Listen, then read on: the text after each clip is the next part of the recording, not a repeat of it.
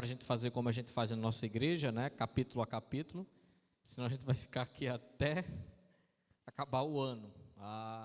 Então a gente vai ver meio que em blocos. Nós não iremos fazer pregações expositivas, nós iremos fazer estudos expositivos, e a gente vai entendendo de maneira expositiva o texto, mas terá mais cara de um estudo do que uma mensagem. Como a gente está acostumado a ver a estrutura que você bem conhece, né? Dito isso, o livro de Jó é um dos livros mais conhecidos do Antigo Testamento, né? Eu não quero dizer com isso que lido, eu quero dizer conhecido, né? Pelo senso comum. As pessoas conhecem que Jó passou por uma grande provação, da paciência de Jó, né? Daí que vem a paciência de Jó, e tem a máxima do livro de Jó, que é: Jó passou por tudo isso sem murmurar. É o que a gente sabe do livro de Jó. Mas de antemão eu já quero suscitar algumas dúvidas, e nós só iremos ter respostas mais contundentes no último dia.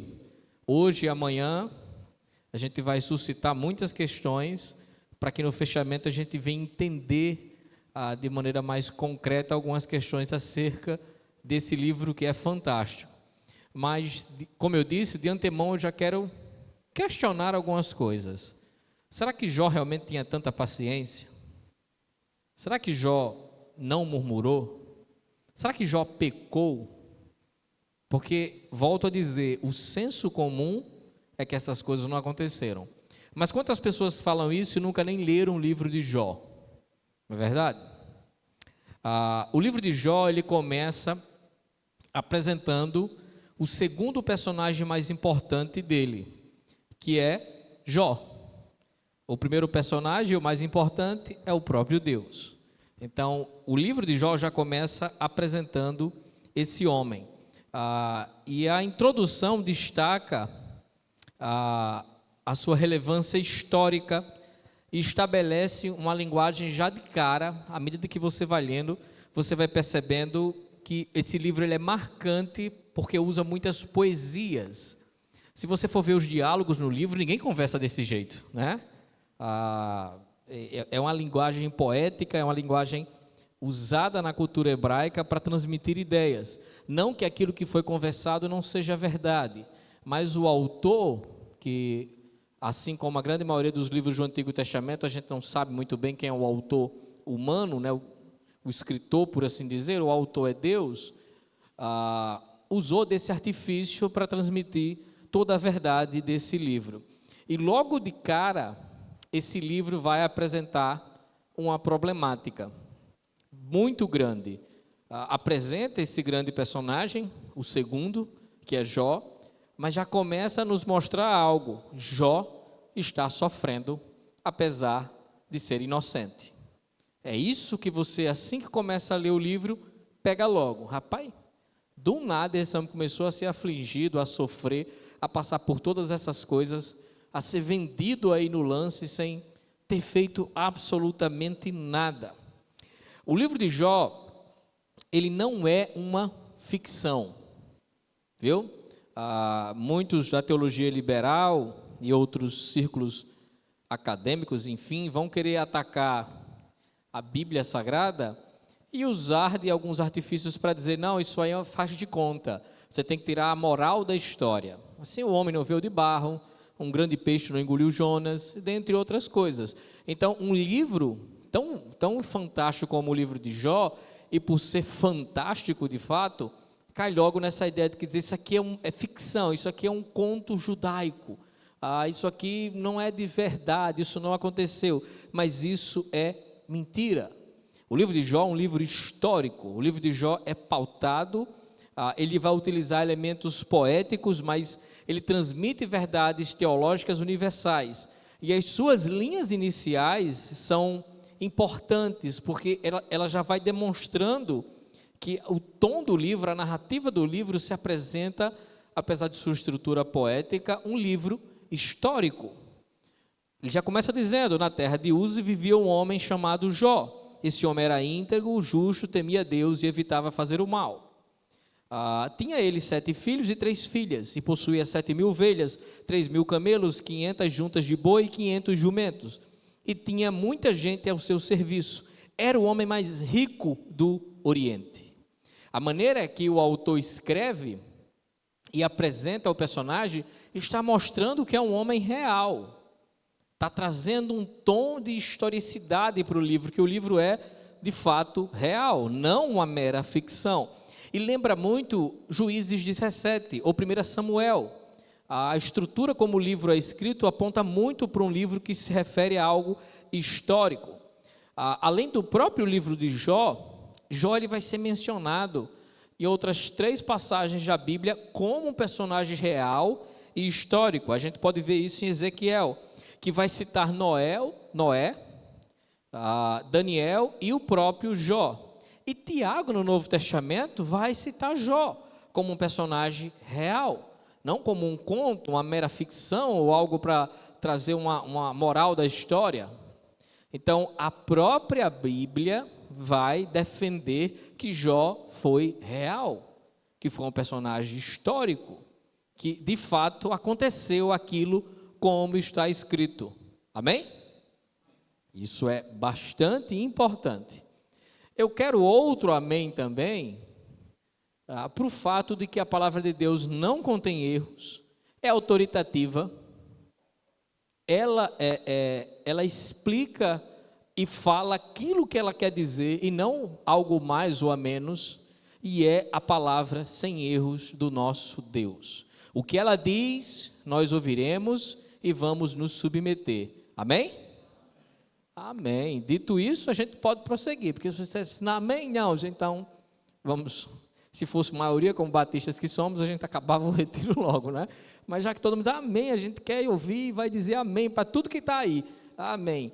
Dito isso, podemos prosseguir. Mas quem era Jó de fato, né? O texto bíblico nos apresenta Jó e vai dizer que ele era um homem íntegro e reto, não é? O verso 1 aí, um homem íntegro e justo, ou reto, dependendo da versão. A ideia de íntegro, a gente até fez um retiro sobre integridade, né? Faz tempo, né? Tu estava, cadê Dex? Estava? Tinha até cabelo, não tinha? Faz tempo. É nosso 6º retiro aqui, né? Graças a Deus por isso. A gente fez um retiro falando sobre integridade. E a integridade, a ideia de não estar faltando um pedaço, ser inteiro, não é? Então a ideia de que Jó era um homem íntegro, aqui também fala aquilo que Jó era dentro do seu quarto com a porta trancada. Aquilo que Jó era quando ninguém estava vendo, não é? Ele não era só alguém que vivia de aparência na frente dos outros, dizia ser algo, fingia ser algo e não era. Ele era aquilo que era e ponto final. Isso também dá a ideia de ser reto, né? De ser justo. Se por um lado íntegro é aquilo que você é, quando ninguém está vendo, ser justo e reto é aquilo que as pessoas olham em você. Ninguém podia acusar Jó, até então, de nada. Era um homem exemplar no mundo que ele vivia, né? Na sua época. Era um homem que as pessoas olhavam e diziam, veja esse homem, realmente esse homem é um homem de Deus. Esse homem é um homem justo, é um homem piedoso. E Jó, possivelmente, era o homem mais rico do mundo, ou então um dos homens mais ricos do mundo de sua época. Mas rico com 500 jumentos? Pois é. Era o transporte da época. Jó era bastante rico. Era o homem mais rico do Oriente, o texto nos diz. Então, Jó era um grande partido, homem de Deus, bom nome na praça, né? Todo mundo dizia, esse cabo é top, rico, trabalhador, crente, tudo que uma mãe e um pai pede de genro, né, para sua filha, ou genro, só que isso não significa que Jó era sem pecados. Ser justo, reto, íntegro, não significa ausência de pecados. Jó não era perfeito. Dentro daquilo que pode ser alguém íntegro e justo, ele o era. E integridade é uma palavra importantíssima no livro de Jó. É algo que vai ser trabalhado durante o livro inteiro. Então Jó, ele era o homem mais rico que existia. Mas preste atenção, o verso 4 tem outros detalhes sobre Jó. Seus filhos costumavam dar banquetes em casa, um de cada vez, e convidava suas 3 irmãs para comerem e beberem com eles.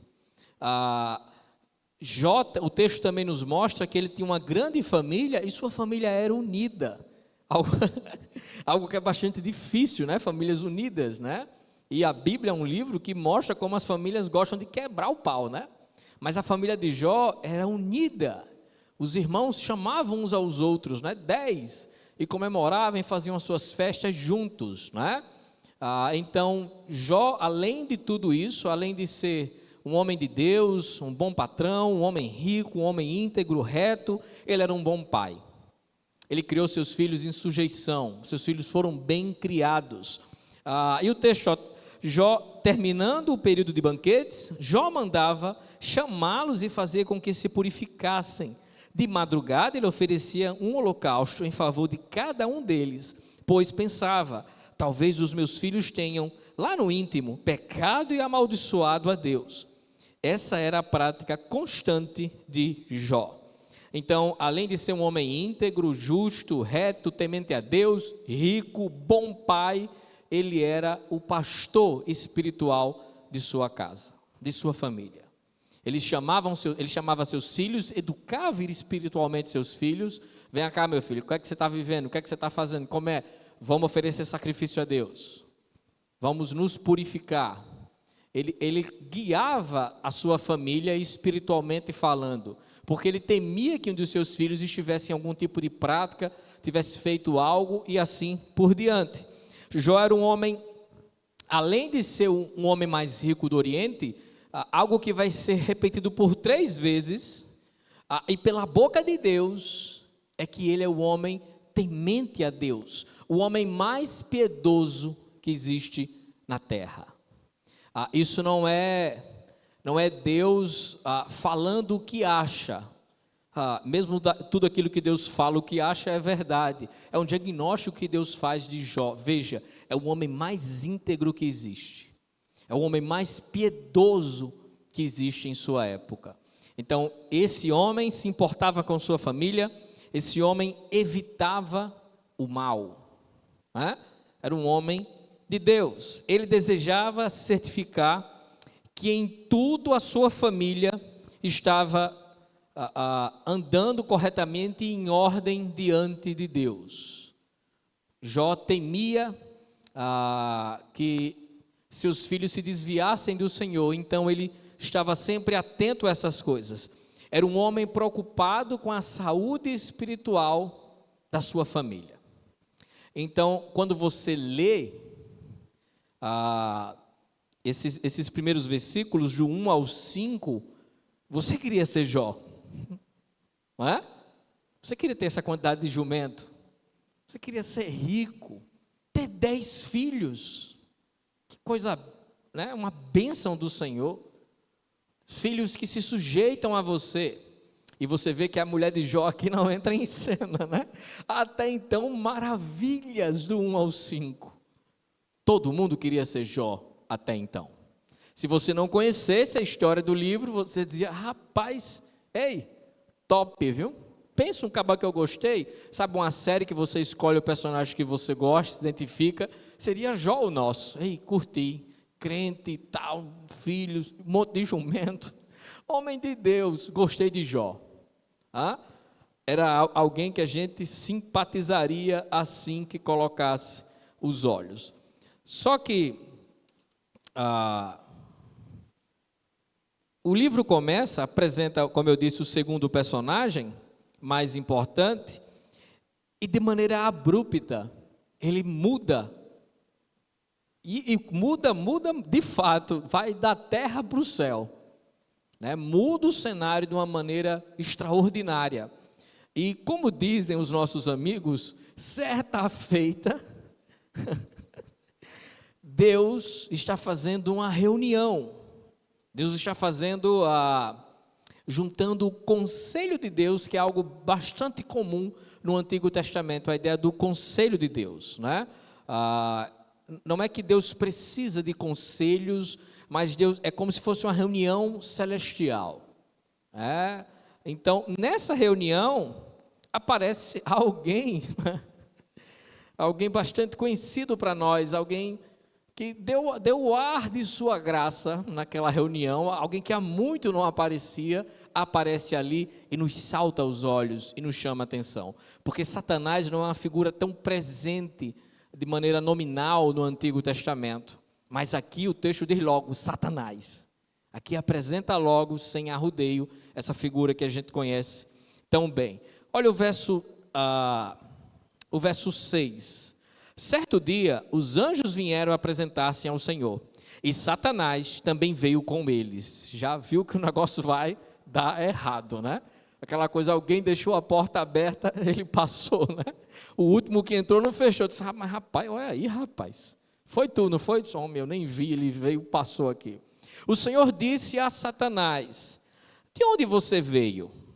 Satanás respondeu ao Senhor, de perambular pela terra e andar por ela, ou seja, vagabundo, andando por aí, enchendo o saco do povo e fazendo mal, vagabundo, repita comigo, igreja, não precisa. Disse então o Senhor a Satanás, reparou meu servo Jó? E aqui você já começa a dizer, até então, talvez Satanás não conhecesse Jó. Deus catuca Satanás. E disse, ei bichão, olha para cá, visse meu servo Jó? Olha o texto. Não há ninguém na terra como ele. Olha aí. Irrepreensível, íntegro, homem que teme a Deus e evita o mal. Isso é Deus, Deus não mente. Deus está falando quem é Jó. Ninguém na terra como ele, irrepreensível. Ou seja, Jó tinha pecado porque era pecador. Mas diante de Deus, nada a dizer. Tranquilo, homem louvável, né, por quem ele era. Será que Jó não tem razão para temer a Deus? Respondeu Satanás. Acaso não pusestes uma cerca em volta dele, da família dele e de tudo o que ele possui? Tu mesmo tem abençoado tudo o que ele faz, de modo que todos os seus rebanhos estão espalhados pela terra. Mas estende tua mão e fere tudo o que ele tem, e com certeza te amaldiçoará na tua face. Toca no que ele tem, tira o que ele tem, e ele vai cuspir na tua cara. Assim como eu fiz Adão e Eva fazer, porque você não é bom. Toca em tudo que ele tem. O Senhor disse a Satanás, pois bem, tudo o que ele possui está em suas mãos, apenas não encoste um dedo nele. Então Satanás saiu da presença do Senhor. Eu não sei você, mas não é assustador isso? Porque eu acho que ninguém aqui é melhor do que Jó.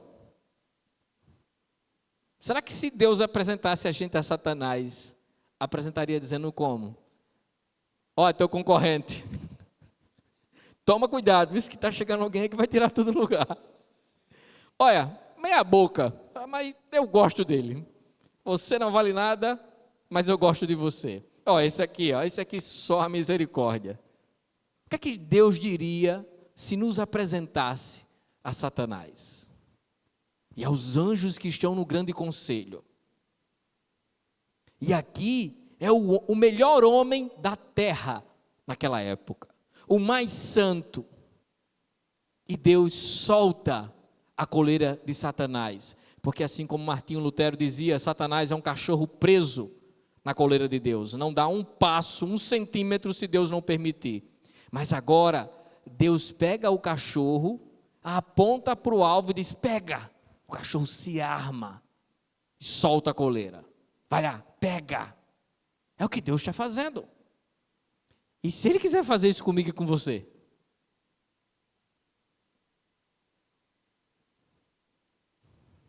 A gente cantou que maravilhoso é o Senhor. maravilhoso estar em sua presença. E agora? Se ele inventa aí de uma hora para outra dizer, eu vou soltar o cão para cima desse caba, o que será de nós? Essa passagem suscita muitas questões. O que é que Satanás fazia naquela reunião? Porque ele foi expulso da presença de Deus. Por que ele estava ali? Como ele tem acesso a Deus? Se ninguém podia ter acesso a Deus devido ao pecado. Há sacrifícios, há simbologias, há toda uma tipologia, até a presença de Cristo abriu um novo vivo caminho para termos acesso a Deus. Mas aqui Satanás tem acesso a Deus. Eu vou além, eu vou pensar e provocar a sua mente, porque sua mente é muito santa e não quer fazer algumas ponderações, mas eu vou fazer por você. Não é Deus que provoca Satanás? Satanás estava quieto no seu canto, cabelo bem cortado, perfume exalando. Mas Deus diz assim, olha, Satanás não é onisciente, onipresente e onipotente. Ele não sabe de todas as coisas, ele não está em todo lugar. Talvez ele conhecesse Jó, um menininho desse da Copa, né? Camisa 10 de Deus, ou talvez não. Mas o que dá para entender, ou talvez Satanás dissesse assim, eu não vou peitar esse cara não, porque ele é protegido por Deus, ele é queridinho de Deus. Se eu for, ele vai me dar uma lapada. Mas Deus parece provocar Satanás. Ou não é isso que parece? Vê meu servo Jó, homem íntegro. E Satanás diz, também até eu desse jeito aí, paparicado, né? Será que para Deus tudo é um jogo? Um ímpio, um ateu, alguém que odeia Deus lendo isso, diz, rapaz, olha que sem vergonhice, Deus está brincando com a vida desse homem. E quando ele lê o resto do texto, o que é que ele não vai pensar? Não é verdade? Por que Deus permite que tudo isso aconteça? E essa é a maior pergunta do livro de Jó. Essas questões não serão respondidas diretamente pelo texto, mas elas são essenciais para que a gente possa se aprofundar nesse livro tão fantástico e fazer uma reflexão sobre a soberania de Deus, o propósito do sofrimento e a relação entre o mundo espiritual e o mundo físico.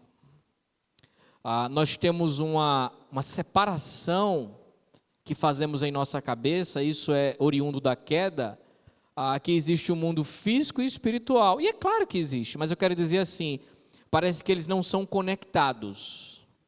Parece que o que acontece em um não vai reverberar no outro, não vai influenciar no outro. Isso é mentira. Isso é mentira. Primariamente, Deus nos fez de carne e osso e tudo mais, mas com uma espiritualidade muito forte, com uma conexão espiritual grande ligada a Deus. É tanto que com a queda vem a morte física, mas a espiritual. E a restauração de todas as coisas é fazer nosso espírito sobrepujar a carne. É trazer novamente o espiritual e fundi-lo com o material. E formar um novo céu e nova terra. Mas a nossa visão caída, salva, mas no jaio ainda não, gosta de separar as coisas. E a Bíblia vai nos dizendo que não é assim que funciona. Os mundos existem e se influenciam. Não é separado. Não tem uma hora do espiritual e uma hora do material. É tanto que o que fazemos aqui no físico vai determinar a eternidade no espiritual. Então esses mundos não são separados. E o livro de Jó vai nos falar sobre isso. Satanás, ele vai... Tem uma pregação de Hernando Dias Lopes que eu assisti 5 vezes, 3 presencial, que é as teses de Satanás. Muito boa. Depois você vê no YouTube, né? Que ele vai mostrar que Satanás estava trazendo, querendo provar que Jó só adorava a Deus porque Deus dava as coisas a ele, né? Então, essa pregação eu vi ele pregando em 40 lugares, né? Só ao vivo eu vi 3 vezes, né? Então, é muito boa, né? Que ele vai falar sobre isso. E a grande ideia aqui, a grande sacada, é que Satanás está dizendo que Jó só era assim porque ele tinha dinheiro e era abençoado. Satanás fala, também tu colocasses uma cerca ao redor dele, tu abençoasse como ninguém na terra foi abençoado, aí é fácil adorar o Senhor. Agora tira o que ele tem para ver se ele não vai cuspir na tua cara. É óbvio que Satanás está dizendo o quê? Só louva o Senhor porque o Senhor dá as coisas a ele. É um amor meio que prostituto. Ele só ama você porque você abençoa ele. Não é por quem você é por aquilo que você dá. Ele não quer o Deus da bênção, ele quer a bênção de Deus. E a gente? Será que essa acusação que Satanás faz a Jó cairia sobre nós?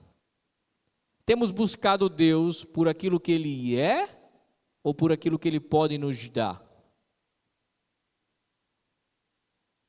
E quando aparentemente Ele não dá aquilo que queremos, Ele deixa de ser um Deus abençoador, amoroso, soberano, bondoso?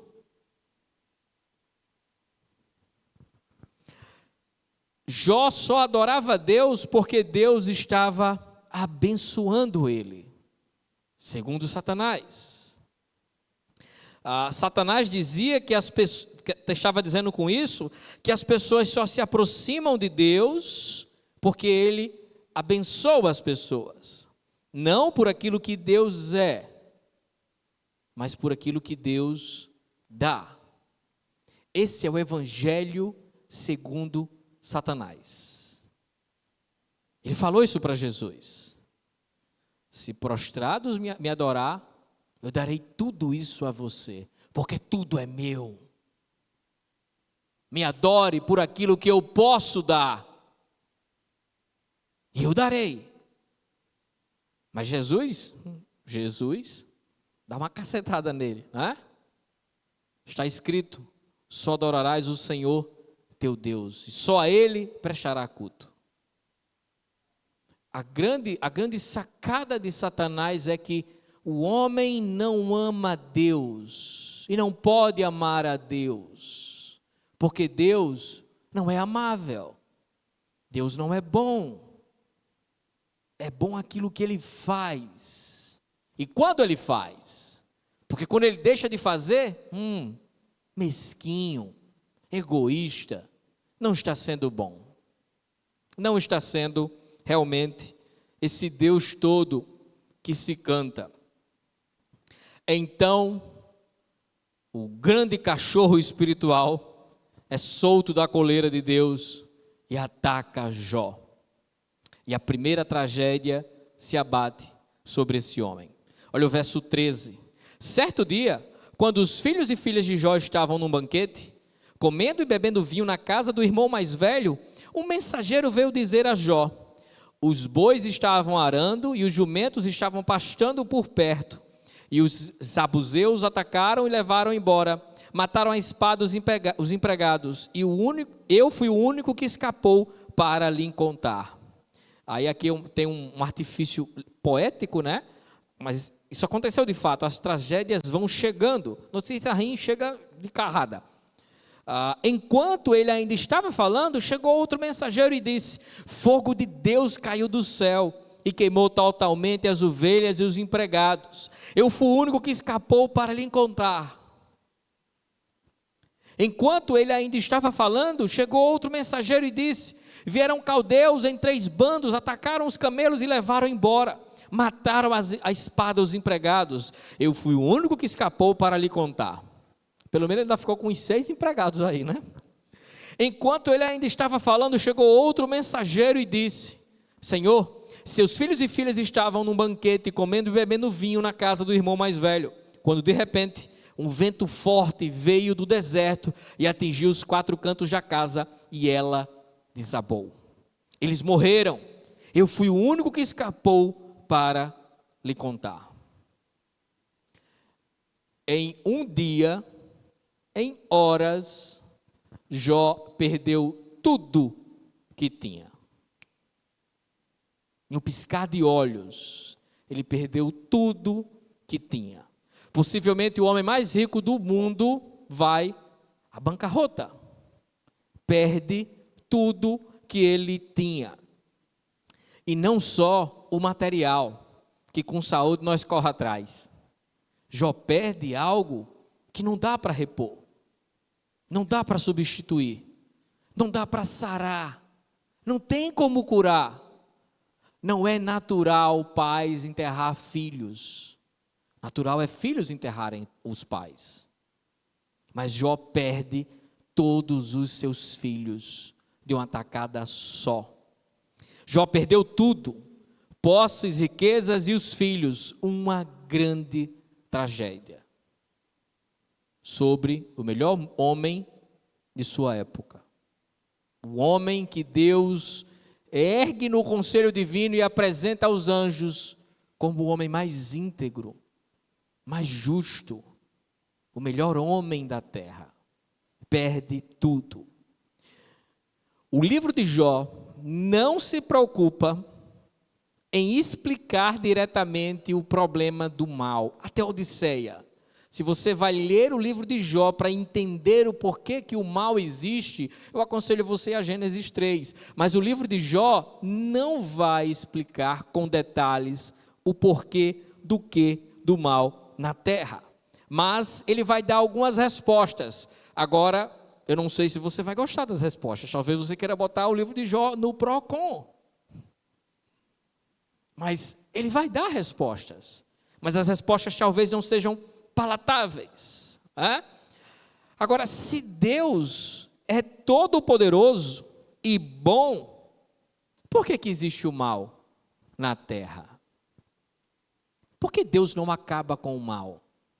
Por que Deus provoca o capeta e manda ele, indiretamente, tirar tudo de Jó? Que Deus é esse? Que amor é esse? Que leva os filhos de Jó, que leva esse homem à pobreza. Jó perde tudo. Jó perde tudo? Não. Sobrou a mulher, grande coisa, calma. Jó, ele não perde a sua fé. Porque o livro começa a apresentar que aquilo que Satanás vem tentando provar, começa a, como dizem, cair por terra. Porque Jó não adorava a Deus por aquilo que Deus dava. Jó adorava a Deus por quem Deus era. E Satanás toma uma cacetada de um ser mortal, que vai acabar a vida, que não sabe de todas as coisas, um ser que não é tão sábio quanto ele, tão poderoso quanto ele, mas ele é dobrado, entre aspas, por um pai que perde tudo e perde seus filhos, só porque adora a Deus diante da tragédia. E isso deixa Satanás encapetado, com raiva, porque ele achou assim: deixa eu tirar tudo que Jó tem, para ver se ele não vai se voltar para o céu e ficar irado com Deus. Mas não é o que acontece, pelo contrário, Jó nos dá uma grande lição.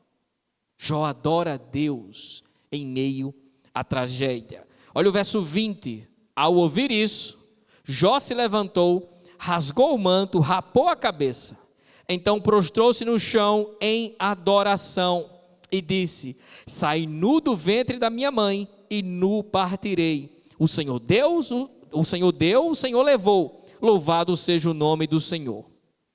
Em tudo isso, Jó não pecou, nem de nada culpou a Deus.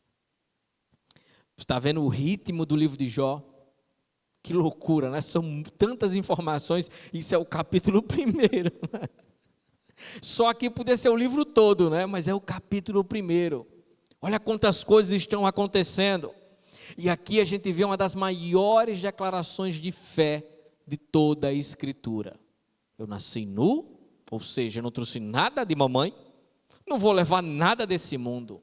Eu não tenho nada, tudo é emprestado por Deus. E Ele dá, Ele tira na hora que Ele quiser. Nada pertence a mim, tudo pertence a Ele. Louvado seja o nome do Senhor por isso. Jó louva a Deus em meio à tragédia. A palavra aqui para adoração, no hebraico, ela não é uma ideia de cantar, que a adoração não é só cantar, não é? Eu não vou citar ela, mas dá uma ideia de prostrar-se, inclinar-se, e além disso, de se submeter. É uma adoração de aceitar a vontade de Deus. Não é simplesmente curvar-se ou dizer assim, legal, eu vou adorar a Deus ou cantar. Não, é se submeter.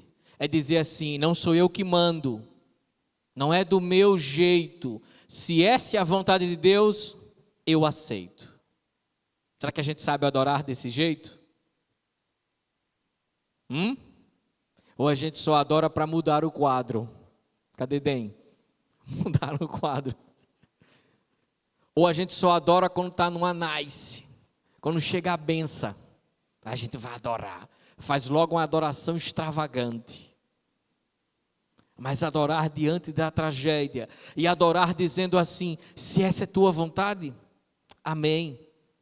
O Senhor é dono de tudo, o Senhor dá, o Senhor tira, eu não tenho nada. Se essa é tua vontade, eu não compreendo, mas louvado seja o teu nome, porque tu és soberano. Eu não sei se na minha vida eu tive uma adoração como essa. Eu não sei. Mas eu quero provocar a sua mente um pouco mais. Você não vai perder o sono por isso, você não vai embora do retiro, você não vai desconverter, mas eu quero provocar a sua mente, você está aqui para isso. Será que essa reação toda de Jó, essa adoração toda dele, é porque ele não sabia o que estava acontecendo? Que Deus tinha encabeçado esse plano?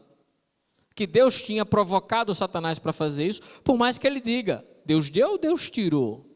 Mas se ele soubesse o contexto que isso acontece, será que Jó teria adorado Deus assim? Vendo simplesmente que ele instiga o maior inimigo que existe do homem e entrega Jó de bandeja a ele. E diz, vai, faz teu nome, vamos ver se tu é o bichão mesmo. Vou botar para quebrar. Será que Jó teria adorado do mesmo jeito?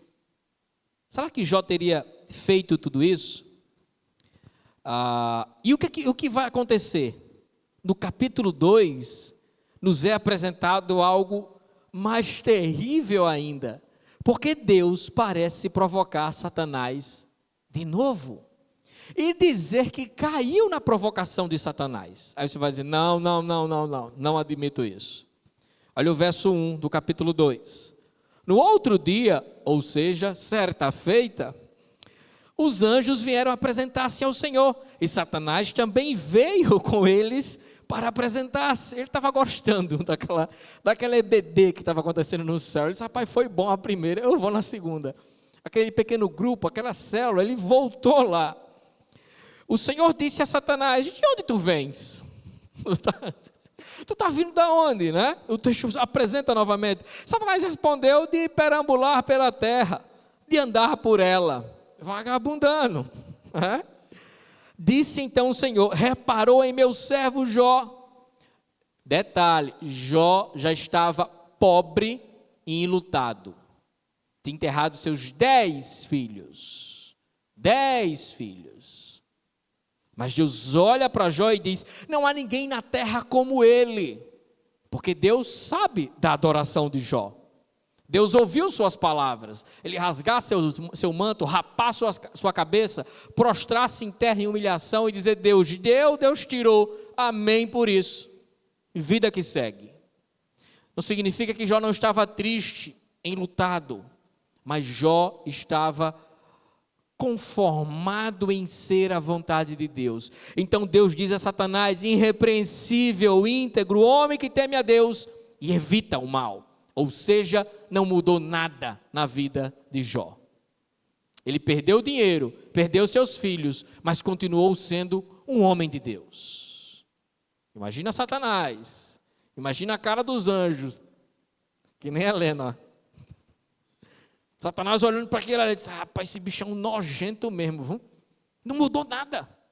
Trabalho mal feito, né? Eu poderia ter mandado alguém pior do que você, Satanás, para terminar o trabalho, mas não mudou nada. É como se nada tivesse acontecido. Ele se mantém íntegro. Olha isso aí, o verso 3, o final.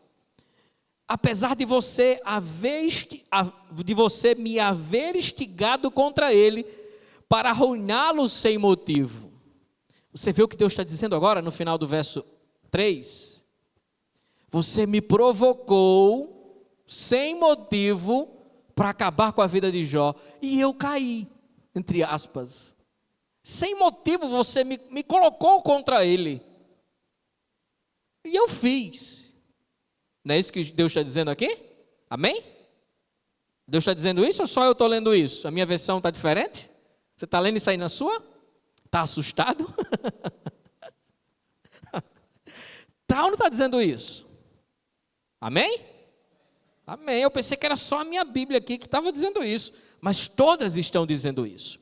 Então Satanás se ira e olha para aquela situação e diz: pele por pele, respondeu Satanás, o homem dará tudo o que ele tem por sua vida. Estende a tua mão, fere a sua carne e os ossos, e com certeza amaldiçoará você em sua face. Você tirou o que ele tem, você tirou os filhos, mas toca na saúde dele. E a gente sabe que Keverson não está aqui, que Mitsu sofreu um leve acidente, cortou a perna, mas está tudo bem, foi no hospital para pegar 1 ponto, ou 2, ou 3, não sei, mas está tudo bem.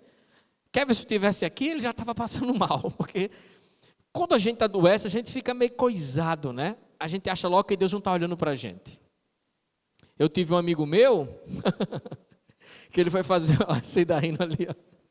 Ele foi fazer um exame, bexiga, rins, essa coisa simples. Ele viu uma pedra nos rins, estava sentindo dor. Ele disse: Hugo, quando eu vi aquela pedra, minha fé acabou. Diga aí, e a minha pedra na vesícula, se ele visse. Leva, tira a pedra do teu caminho, meu irmão, amém, né? Remove a minha pedra, minha fé acabou. Eu disse: rapaz, uma pedra, né? Mas a doença, a sensação escancarada de que a morte é real, e é isso que a doença provoca, nos deixa assustados. Nos deixa como se a gente estivesse sem o cuidado de Deus sobre nós. E Satanás diz isso: se eu tocar nele, ele vai se voltar contra ele. Olha o verso 6. Depois de Deus provocar Satanás, depois de Satanás ficar irado e dizer assim: agora eu tenho outra ideia, eu tenho outro plano. O Senhor disse a Satanás: pois bem, ele está em suas mãos, apenas poupe a vida dele. Se fosse você no lugar de Jó, o que é que você pensaria de Deus? Você iria para o culto domingo que vem? Esse, o outro? Seu nome está sendo como uma figurinha no conselho celestial. Pega esse aqui para ver se é bom. Testa esse. O que você pensaria? Olha o verso 7. Saiu, pois, Satanás da presença do Senhor e afligiu Jó com feridas terríveis, da sola dos pés ao alto da cabeça. Então Jó apanhou um caco de louça com a qual se rapava, sentado entre as cinzas. Depois de Jó ter perdido tudo, posses, dignidade, sua família, o que restaria para o homem perder agora? Sua saúde. Jó havia perdido tudo e agora perde a sua saúde. Não tem como saber que doença Jó teve, porque ela saiu da mente de Satanás. Então é algo terrível. O texto nos diz que ele ficou coberto de feridas das solas dos pés até a cabeça. Que Jó se cobria de cinzas e se coçava porque seu corpo inteiro era cercado de pus. de tumores. As crianças se assustavam com Jó. O hálito de Jó era de sepultura. Ninguém chegava perto dele. As mães, quando contavam histórias, usavam Jó em vez de o bicho-papão. Porque ele virou um morto-vivo. Ele virou um monstro. Um monstro. Desfigurado, sem dignidade, sem filhos, sem um centavo no bolso. Com certeza esse homem vai se voltar contra Deus. Olha a reação de Jó. O verso 9, o golpe final.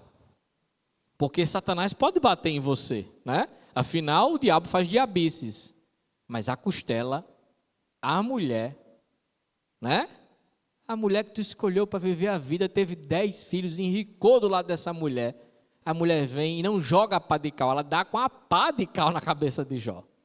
Olha o verso 9 do capítulo 2. Então sua mulher lhe disse: você ainda mantém sua integridade? Ou seja, não culpa Deus, não reclama, se mantém íntegro, um homem que teme a Deus, um homem de bem, respeitador. Amaldiçoa teu Deus e morre. Oh, tu ainda está aí, troço, morre logo, vai-te embora, carniça. Morre aí, pelo amor de Deus. Amaldiçoa teu Deus e morre. São palavras difíceis de ouvir da sua esposa. A pessoa que deveria estar com você, por certo, nessa época não existiam os votos, né? Na saúde e na doença, né? Na pobreza ou na riqueza, né? Talvez não existisse ainda. Porque com certeza depois que inventaram, todo mundo faz. Mas Jó dá uma resposta, verso 10. Jó, você fala como a insensata. Algumas versões que eu gosto, como a louca. Aceitaríamos o bem dado por Deus e não o mal? Em tudo isso, Jó não pecou com os seus lábios. É a segunda vez que o texto fala isso. É a segunda vez que Jó diz que é Deus que está fazendo. Jó não diz que não é Deus, que foi o acaso, o mal. Jó diz assim, isso é a vontade de Deus. Ele deu, ele tirou. A gente aceitou o bem dele, não aceitaria o mal? Amém. E ele fala, você fala como uma louca, como uma insensata. A ideia por trás dessa palavra é como alguém que está apostatando da fé. Alguém que está realmente se rebelando contra Deus. A mulher de Jó fez a mesma coisa que a serpente fez em Gênesis 3. Ele é mentiroso. Esse Deus não está falando a verdade. Ele não é bom. Ele sabe que se você comer, você será igual a ele. Ela está dizendo, você ainda se mantém assim, fiel a Deus, esperando nele, confiando nele. Amaldiçoa esse Deus. Joga ele fora. Ele não presta, porque se ele prestasse, você não estaria assim.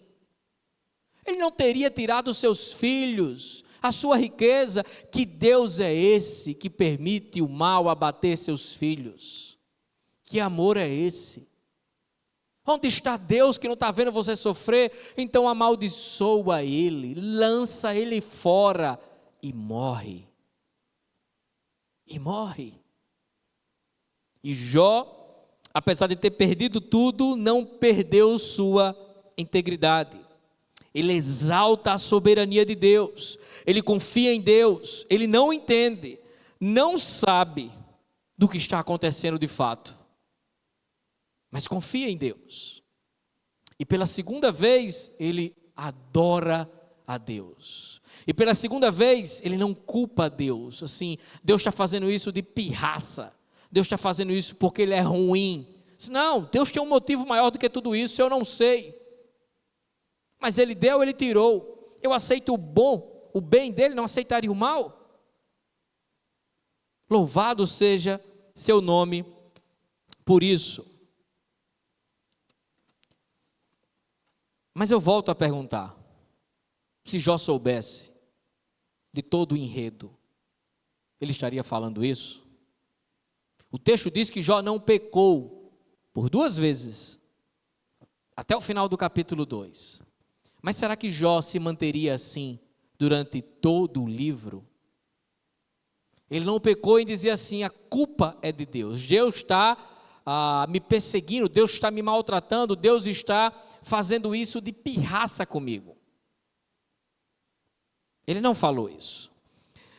Os primeiros 2 capítulos do livro de Jó nos apresentam um dilema profundo sobre a soberania de Deus, a existência do mal e a fé humana. A gente vê um homem justo, Jó, enfrentando um sofrimento inimaginável, não por causa de sua injustiça ou por aquilo que ele fez, mas por uma realidade espiritual que está além da sua compreensão. A história de Jó vai nos revelando que Deus permite a provação de Jó, mas sem perder o controle dos eventos. É Deus que está escrevendo a história de Jó. Satanás está agindo, subiu ao palco, encenou, atuou, agiu, mas o roteiro foi Deus que escreveu. Ele é o escritor e o diretor da peça. Satanás é só um ator, menos que coadjuvante. O roteiro é dado por Deus. Embora Satanás questione a integridade de Jó, o texto nos mostra a verdadeira fé de Jó, que não estava fundamentada em recompensas materiais ou na ausência do sofrimento, mas sim uma relação genuína que Jó tinha com Deus.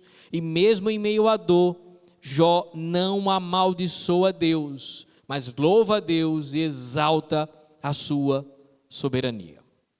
Nós podemos tirar algumas aplicações desse capítulo 1 e 2, e a gente encerra por esse momento. São muitas informações para você processar. O sofrimento faz parte da experiência humana. E muitas vezes nós não conseguimos compreender completamente os propósitos de Deus por trás dele. Nós não entendemos o porquê as coisas acontecem. Quem viu Eclesiastes sabe que coisas acontecem e são meio que enigmáticas. Vaidade, né? Vapor, enigma. Coisas acontecem e nós não temos a resposta dessas coisas, mas elas acontecem. No mundo tereis aflições. Aflição só uma, né? Mas tem de bom ânimo. Eu venci o mundo. Jó nos ensina que nossa fé não deve ser baseada apenas nas bênçãos que recebemos, mas na própria essência de quem Deus é. Se você adora a Deus só por aquilo que Ele dá, você adora a Deus segundo Satanás. Você segue o evangelho de Satanás, não de Deus. Assim como Jó, somos chamados a confiar na soberania de Deus.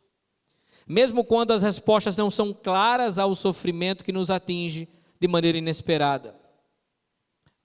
Nós não somos chamados para administrar as coisas assim, as consequências, o que a história está mostrando. Nós somos chamados para nos manter íntegros e fiéis a Deus. Nós não escrevemos a história. Nós não temos o controle sobre o amanhã. Independente do amanhã, nós devemos ser fiéis ao Deus que nós somos hoje, e amanhã, e assim por diante, do mesmo jeito. Muda o dia, muda a aflição, muda o evento, mas a fé no mesmo Deus permanece, dia após dia, porque Deus é bom e nos ama. Nossa fé precisa ser inabalável, sustentada pela certeza de que Deus é justo, que seus propósitos vão além daquilo que conseguimos enxergar. Até esse ponto, então, Jó permanece firme, mas o que vai acontecer quando Jó for confrontado pelos seus grandes amigos, os amigo secreto, de confraternização na empresa, esses amigos que vão confrontar Jó e fazer Jó pensar sobre tudo aquilo que ele está passando, a confrontar a dor dele. Como ele lidará com as pressões para encontrar uma explicação para o seu sofrimento? No próximo estudo, exploraremos os primeiros discursos de Jó e seus amigos e veremos as suas perspectivas sobre Deus e a justiça e como isso vai influenciar o pensamento de Jó e dos seus amigos sobre o sofrimento. Mas o que fica nesse primeiro momento é por que Deus permitiu que Jó passasse por tudo isso. Amém? Vamos orar?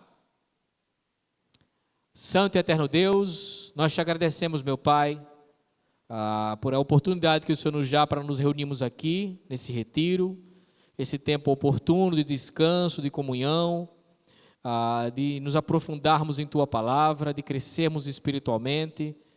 Que o Senhor nos ajude, meu Deus, e que esse tempo aqui seja para a Tua glória e para a Tua honra. Abençoa-nos, ó Pai. Perdoa os nossos pecados, nossas falhas, e que possamos, através do Teu Santo Espírito, adorar o Senhor, meu Pai, por aquilo que o Senhor é, não por aquilo que o Senhor nos dá, ou faz, ou deixa de fazer. Se o Senhor não fizesse mais nada para nós de hoje em diante, Tu continuarias sendo bom, amável, adorável, e o nosso Deus, porque o Senhor já nos deu o céu, o Teu Filho, o perdão dos nossos pecados, e já nos adotou, meu Deus. Então nós queremos adorá-lo, amá-lo e servir ao Senhor por aquilo que o Senhor é, meu Pai. E que Teu Santo Espírito venha nos ensinar isso, porque tendo ou não tendo, dando ou não dando, recebendo sim ou recebendo não, o Senhor é bom e nos ama e é o nosso Deus. Louvado seja Teu nome por isso. Amém, amém e amém. Deus nos abençoe e nos guarde.